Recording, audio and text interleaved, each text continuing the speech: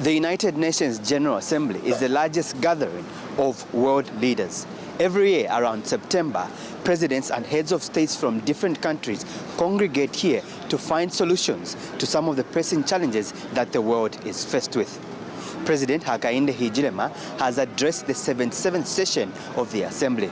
We meet here at a very difficult time, a time when global challenges have not only multiplied, but have become more complex.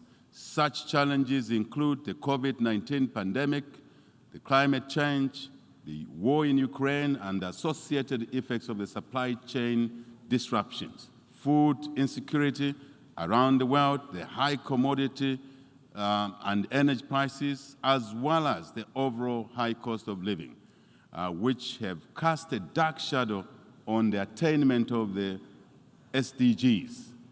The president wants world leaders to do more in dealing with issues that are derailing the attainment of Sustainable Development Goals, SDGs. We call for the attainment of a pact for the future that underwrites a new form of multilateralism in our world, one where major challenges are faced together in solidarity within a context of revitalized international order that is rules-based, number one, number two, fair and inclusive, number three, with the United Nations at the center of it all. During his address, the president also rooted for young people. We therefore support the establishment of the UN Youth Office at the UN here. This should encourage meaningful youth engagement in diverse ways, such as in political representation, access to lifelong skills training and education, support to youth innovation, and indeed entrepreneurship, decision-making, and all the spheres of life.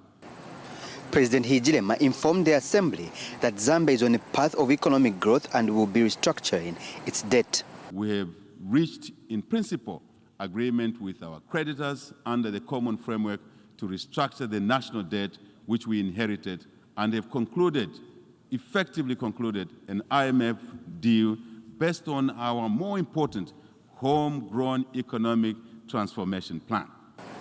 And the head of state further updated the world on other efforts Zambia has made to improve the livelihoods of the people.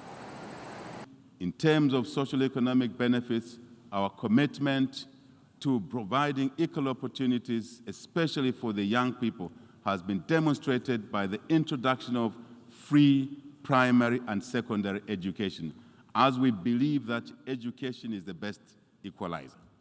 Education is the best investment. Education is the best inheritance, without doubt. Consistent with our pledge to invest in human capital, we have recruited over 30,000 teachers, 11,000 health workers in 2022 alone. The 77th session of the UN General Assembly is being held under the theme, A Watershed Moment, Transformative Solutions to Interlocking Challenges. Masauso Mukwayaya, ZMBC News at the UN headquarters, New York, United States of America.